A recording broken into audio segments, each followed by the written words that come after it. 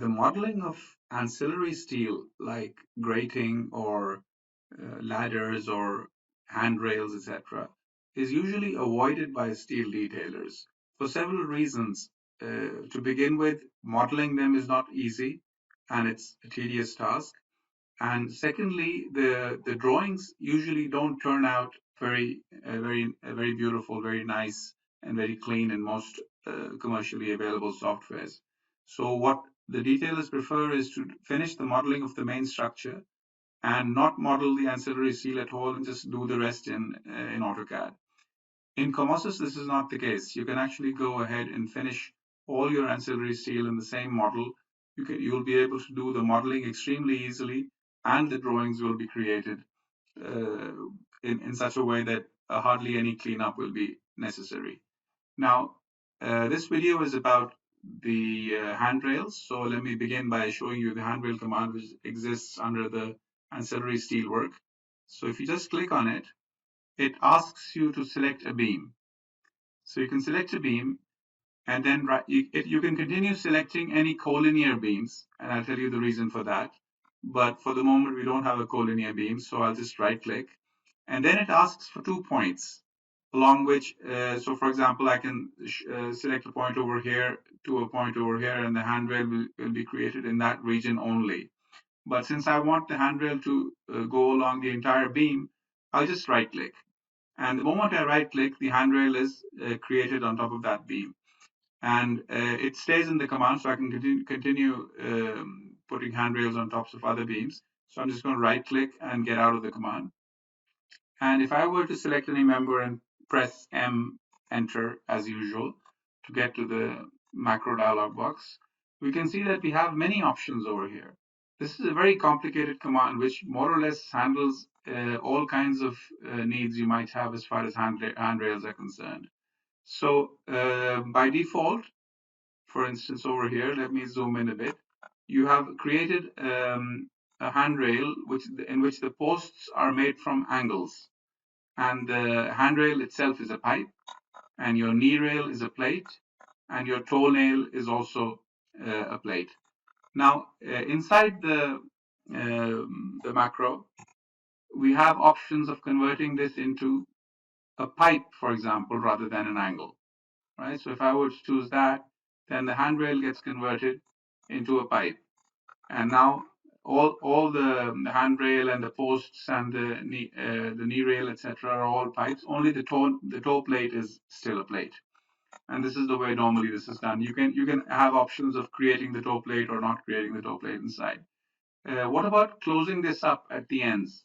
So it has the option of closing the ends, for example. I think it's in the handrail settings. If you select these two, around the start handrail edge and the end, if I turn these on, then the ends will be closed. So let me go out again, and now you can see that the ends have been closed, and these little elbows have also been put in place. The actual the posts are sitting on top of the beam, and they are slightly shifted from the center of the beam. They're not exactly on the center of the beam, and the reason for that is also one of my parameters inside, which is in the post settings. So if you look over here, you can have it exactly in the center. So let me just select that. Now it's exactly in the center. It's slightly shifted. You need this option sometimes because of interferences with other stuff. Or you can even take it completely outside the beam. Now, when it goes completely outside the beam and it's not directly sitting on the beam, then it needs a whole different apparatus to connect it to the beam from the side. So let's do that.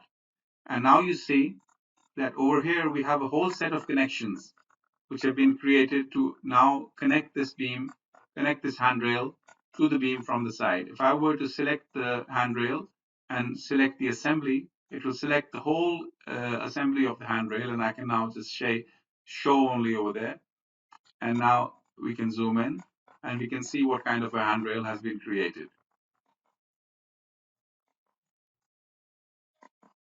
Let me show everything else again now. Now let me go back into the command and go back to my post settings and bring it back to the normal or auto maybe. So it brings it back on top of the beam. But there's another option over here which says create a removable handrail. Now, these removable handrails are very commonly used in industrial buildings because they want to sometimes be able to remove the handrails, take them away for whatever purposes, and then bring them back and put them back in. And that they need to do that very quickly and without any hassle. So if you create a removable handrail, this is what happens. These little pipes are welded to the beam, top of the beam, right? And in that case, I think it's a better option to select the middle option, this one, which is probably better. Yeah, this is even better.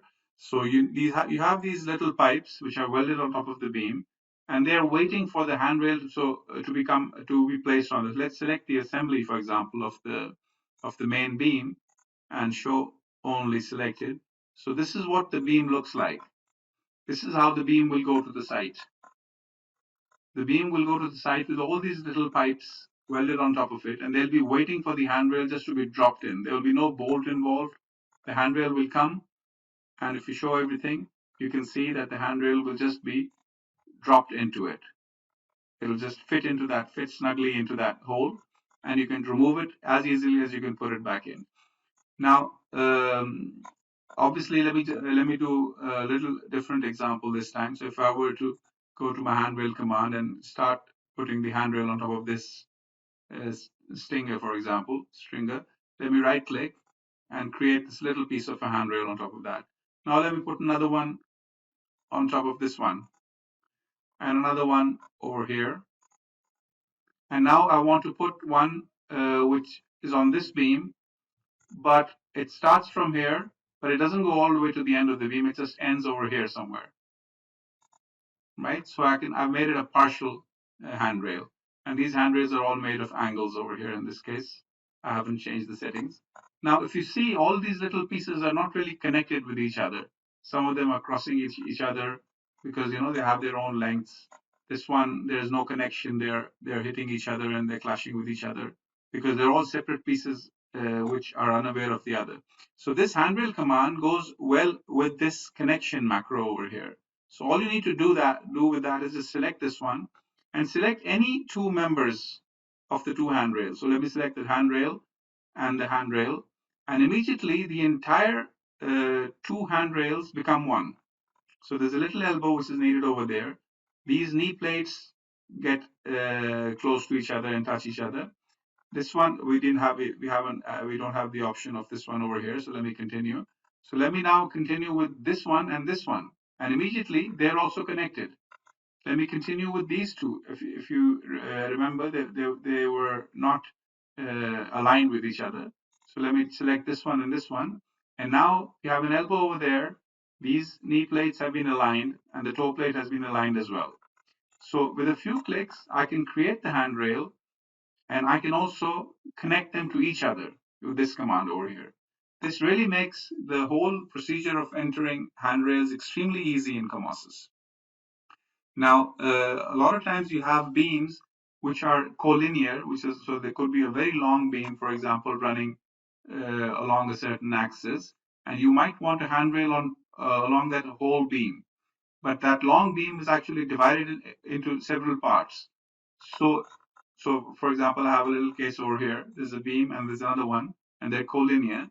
Normally, if I wanted an entire handrail on top of this, the posts would not look that good because this one would have the first post over here and the last post over here, and the second one would have the first post over here, and the two posts would be very close to each other, which I don't want. I want them to behave like one beam, although in reality there are two beams. So what in those cases what you do is you go to the handrail command, you select the beam, and if you remember, it was asking for further beams. I mean, you can do that, and I had said in the beginning of the video that they need to be collinear, which they are. So I select this one, and now I press right click to tell the program that there's no other beam. And now it's asking for the points. I don't want to select any points. Just right click again. And now you see it behaves as if the two were one beam. And it's putting the posts in according to that criteria. If you go inside the macro dialog box once again, you can actually define the post locations exactly the way you want. Right now, there's a certain default for the distances of the posts, but you can give any distances, like you can say 2 into 500 space 3 into 1000, and Comosys will take those distances directly from you. If you don't give any distances, then the default distances will be used. You can give initial offsets, final offsets, you can give the post offset, etc. All these options from the post settings, the angled pipe, the different locations to be able to create the removable handrail, the end plate settings, the knee plate settings, the handrail settings, whether you want them rounded or not, whether you want the toe plate to be extended or not, even embedded steel. So you might think, what is embedded steel doing over here? What it is doing is that in some cases you have handrails which are not sitting on steel, but they're rather sitting on concrete. And when they're sitting on concrete, then there needs to be some embedded steel inside. So this handrail macro, this seemingly simple handrail macro, will create the embedded steel for those situations as well. And all your settings for any bolts which might be needed, any welds which might be needed, all is given inside this fairly complex, I must say, but very easy to use. And you can have your macro presets as always. So you can save them away. So I'm going to have the pipe one, for example, the pipe handrail with closed ends. I can just load that and say OK, and immediately my handrail is changed into a piped handrail with closed ends, and this is what I wanted.